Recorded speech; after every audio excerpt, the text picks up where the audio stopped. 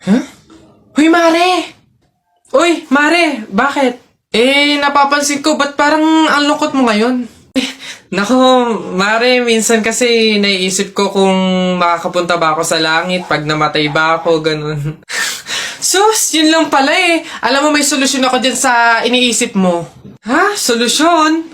Ano naman yun, Mare? Di ba mahiin? Alam mo, sabi kasi nila, 24 hours daw na bukas yung gate ng langit tuwing Pasko. So, kung sino daw yung namatay ng Pasko, swerte daw yun kasi daw, diretso na daw agad sa langit yun. So, ano, Mare, tara na, let's G? Ha? Aba sira. Ay, bakit, Mare? Ipatingin mo na yung utak mo. Tao po? Ay. Yes, ano yun?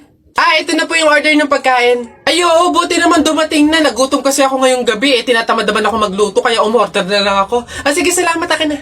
Oops, teka lang, bago ko po iabot yung pagkain na to, meron lang akong gustong sabihin sa inyo.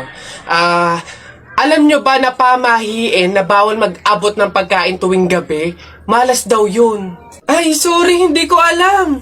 At least ngayon alam nyo na eh. Basta ako, nagsabi lang ako. Kayong bahala kung gusto nyong malasin. Hello, nga, anong gagawin ko dyan sa in-order kong pagkain? Sige. Mas mabuti na yun, nag-iingat. Wala naman siguro masama kung sumunod sa mga pamahiing ganyan. Mas mabuting sa'yo na lang yan. Iuwi mo na yan, kainin mo na lang yan. Yun! Ay, joke lang. Hindi. Ano, yan, mabuti yan. Sumusunod sa pamahiin. Ligtas, walang mangyayaring masama. Ayos yan. Yung bayad din nga po pala neto, nasaan? Yan. Una na ako, ma'am. Salamat. Woo! Kapag sinuswerte ka nga naman, nakauto na naman po tayo. Opo, pamahiin is the best! Mga nagpapauto, talaga naman, mga uto-uto sa pamahiing iyan. Excuse me, may tatanong lang sana ako. Ay, sige po, ano po yun? Kaibigan kasi ako nung namatay. Ililibing na, di ba? Napansin ko kasi wala yung taga-sigaw. Wala ba kayong nilagay? Ay, bakit po kailangan ng taga-sigaw? Kasi di ba kaya siya namatay kasi pinatay siya? Nahuli na ba yung pumatay? Ay, ganun po ba? Hindi pa po nahuli yung suspect eh. Hindi pa pala. Ang pamahiin kasi dyan, para daw makonsensya yung pumatay dun sa tao, is kailangan pag ililibing na, maglagay daw ng taga-sigaw para sumuko na yung pumatay sa kanya. Sige po, ako na lang po, yung sisigaw. Ikaw na lang. Sige, mabuti. Ayos, sige.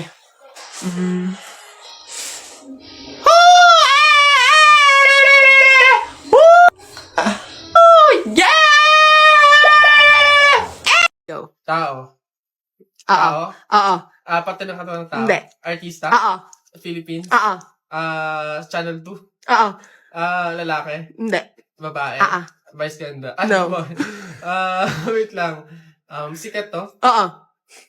Drama? Pwede. Drama, babae, sikat. Wait lang. Wala akong kilala. Wait lang. Julia? Hindi. Catherine Bernardo? Hindi. Bata pa? Oo. May collab team? Pwede. Liza Soberano? Hindi. Sino to? Sino? Adriana Blandes? Hindi. A. Hindi. B. Hindi. C. D. Hindi. E. F. G. H. I. J. K. Hindi. L. M. Hindi. N. Oo. N. N. Sinong N? Nadine! Babe! Babe, bakit? Alam mo ba, sabi ng lola ko, kaya daw tumatangkad yung mga lalaki kapag daw natulian na. Gaya mo, siguro kaya ka tumangkad simula lang nung natulian ka nung bata. Hindi naman siguro yung totoo, babe. Bakit naman? Bakit naman ako matangkad ako pero hindi pa naman ako tuli? So, hindi ka patuli? Oo, pero baka next week, magpapatuli na rin ako kasi... Babe! Babe, teka lang, papatuli na talaga ako, wait lang! Papasok na yung baby ko na yan. Punta ka na dun, dali anak. Upo ka dun sa tabi ng classmate mo. Dali.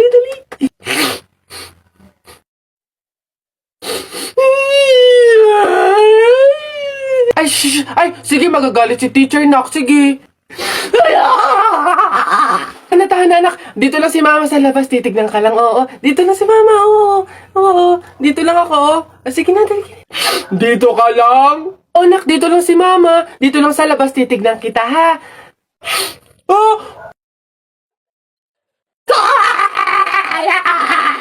Pinapahiya talaga ako. Umuwi ka nga dun. Malintil lang ka sa akin pag-uwi. Papasokin ko na lang po bukas po. Sige po. Ayun. Excuse me po, magtatanong lang po sana. Wala na po kasi yung gravy dun sa gilid. Kukuha po sana kami para sa sausawan namin. Sausawan. Baka naman sabaw. Akala nyo ba hindi ko alam yung mga strategy nyong ganyan? Nagtaka ka pa kung bakit wala. Malamang ubos na. Kayo lang naman yung lagi tumitira ng gravy namin. Kung makakuha, akala mo wala ng bukas. Na akala mo walang ibang customer. Sinabi ba naming only gravy? Sa mga inasal yun, only rice. Kung gusto nyo doon kayo. Sinabaw na yung gravy namin. Ay, sus! Akin na nga yung bag mo. Ay! Kala mo hindi ko alam to, ha? Oh, magdadala kayo ng lagayan para ano? Para refill. Para bukod sa madami kayong nakain ditong gravy, may makakain di kayo pag-uwi nyo. Kala nyo hindi ko alam yung mga ganyan-ganyan. Ano, sarap na sarap kayo sa gravy namin? Harina lang naman kala mo. Eto toyo, mas masarap to. Ito gawin nyo sa usawan. Walang gravy-gravy.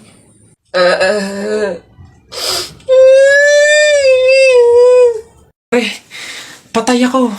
Oh, bakit? Bagsak ako sa lahat ng exam. As in, lahat ng subject bagsak ako. Paano nangyari yun? Ginawa mo ba yung sinabi kong pamahiin sa'yo? Na kapag may exam, maglagay ka ng libro sa ilalim ng unan bago matulog. Yun nga ginawa ko naman yung sinabi mong pamahiin Kaso, ewan ko ba't hindi gumana? Yun naman pala nakalimutan mo pa rin yung review mo? Ay, kailangan ba mag-review? Ay, nako naman. Naglalagay ng libro sa ilalim ng unan bago matulog kapag may exam para hindi makalimutan yung ni-review. Kaya pala hindi gumana. Akala ko maglalagay ng libro sa ilalim ng unan bago matulog para para magkasagot yung exam. Yung pala kailangan mag-review. Ay, Bona ka! Si Justin nga pala, friend ko. Yung pinakilala ko sa inyo nung isang araw. Ay po, tita. Dito siya matutulog. Gagawa kami research. Ay, sus! Best friend. Tapos may maririnig akong uwal sa madaling araw. Mama, nakakaya kay Justin. Nako, Jennifer. Mama. Umayos ka, sinasabi ko sa'yo, ha?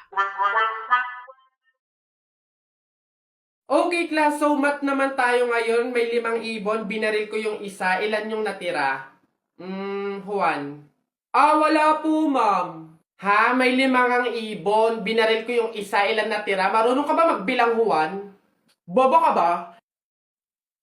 Malamang umalis na yung iba. O sige nga, ikaw kapag babinaril yung katabi mo, steady ka pa rin doon. Dito ka nga ako magtuturo, John.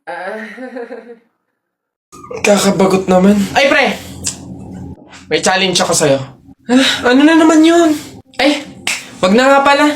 Pang tunay na lalaki nga lang pala yung mga challenge ko. Wag na na. Bakla ka nga pala. Wag na na. Kulit naman sabing walang bakla dito, tol. We? Sige nga. Duraan mo nga yung hawakan dun sa hagdan. Dali. Ha? Yan. Ang dali-dali lang yan. Minsan hirapan mo naman, ha? Minsan. Dali-dali. Ita mo, ha? Wait lang, ha?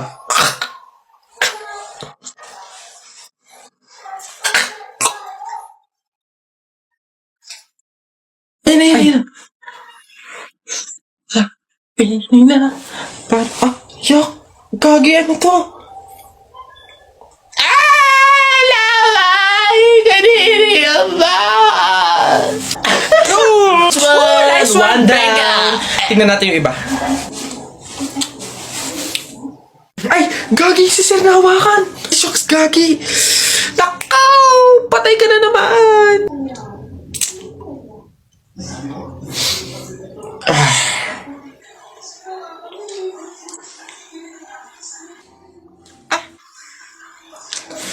Pumunta kayo sa guidance. Hoy, nak, gumising ka. Ma, bakit? May dadaan na karon ng patay mamaya. Pamahiin na dapat daw walang tulog, dapat gising kapag may dadaan na karon ng patay. Kasi baka daw isama ka nung namatay. Sige ka. Makakauwi ko lang. Antok na ako. Nag-duty ako kagabi. Papaniwala sa mga pamahiin na yan. Ang kulit ng batang to. Bahala ka. Pag yung patay pinuntahan ka dito at sinundo ka, sinasabi ko sa'yo, bahala ka sa buhay mo. Bahala siya sa buhay niyo. Wala akong paki sa mga pamahiin na yan. Papaniwala sa mga ganyan.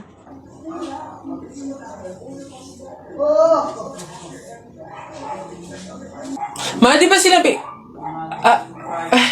sino ka? Ikaw yung patay dun sa kabilang kanto? Ay, ikaw yung karo ng patay na dumaan kanina. Gising ako nun.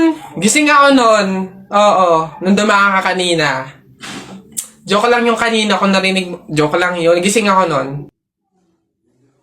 Ayoko! Joke lang yun! Ayoko! Gusto ka mabuhay, wag. O ano, taya na kayo, balong, bonak, buboy, taya na kayo, ano, tignan natin kung sino mananalo. Taya! O, dali, bonak, ano ba itataya mo? Ito, Pogs, makapal to, ang dami nito, eh. Akin to, ito, tataya ko, ha. Pogs to. Sa'yo, balong, ano itataya mo, bilis? Ito, mga baril ko, ang gaganda nito, malulupit to, astig to. Ito, itataya ko, ha. Ikaw naman, buboy, ano naman yung sa'yo? Basta sa akin, ito tataya ko, mga damit ni nanay. Talagang sure na mananalo ko dyan. Ito taya ko, ha. 1, 2, 3, bitaw. Ayan na, binitawan ko na. Laban na, sabong natalpak. Ano, sino mananalo dyan? Yung tari mo, dali. Tusok mo yan, dali. Ano ba to? Nay! Ano yan? Nasa ba yung kumot nating magaganda? Ano ba tong kumot na to? Parang hindi pa kayo buhay sa mundo. Andito na to, eh. Ako ngayon, tigil-tigilan mo sa kaartehan mo. Patuto kang magtsaga kung anong meron dyan. Ito, siya nga pala. Wow, bagong kumot? Hindi, dalhin mo yan sa mga bisita at dito sila matutulog. Ang daya naman, Nay. Nilalabas mo lang to pag may bisita. Para sa kanila ba to kaya mo binili? Aba, sasagot ka. Ay, Char! Uy, pre! Ano na naman? Eto na nga, pre, ikikwento ko. Naniniwala ka ba sa mga pamahiin? Ba, hindi ako papaloko sa mga ganyan, mga pang-uto-uto lang yung mga pamahiin na yan. Ay nako, pre, ngayon, kailangan mo nang maniwala. Bakit naman? Anong mangyayari kung hindi ako sumunod sa pamahiin na yan? Ay nako, pre, hindi mo naiitanong. Nung hindi ako sumunod dun sa pamahiin na yun, may nangyari sa aking masama. Ay, ano yun? Ano nangyari? Hindi ko kasi sinunod yung pamahiin na kapag nakabasag ka ng pinggan, wag na wag kang lilingon kasi tsak na may mangyayari sa yung masama. Na-experience ko, may nangyari talaga sa akin. Bawal lang talaga sabihin, eh. Kaya, mas mabuting sundin mo na lang. Ayan, daya naman. Ba't hindi pwedeng sabihin? Pero sige. Ano yung pamahiin? Pag nakabasag ako ng pinggan, wag akong titingin sa likod kasi may mangyayari sa akin masama. Sige, noted. Susundin ko yung pamahiin na yan. Nay, anong ulam? Ay, nabasag ko yung pinggan. Huwag titingin sa likod, pamahiin yun. Masama yun, may mangyayari sa'yong masama. Huwag kang titingin. Teka lang. Paano kung inuuto lang ako nun? Paano kung hindi naman totoo yung mga pamahiin na yan? Diyos ko po, di ako papaniwala sa mga ganyan. Ay! Sorry po! Ikaw na bata ka, humanda ka talaga sa akin. Kasal ko pa yan, tapos binasag mo lang? Ha? Pasok! Garote talaga yung aabutin mo sa akin! Pasok! Magtanda ka yung bata ka. Kaya pala bawal lumingon. May mangyayaring ang masama. Maglalayas ako, sakit-sakit ang palo nyo.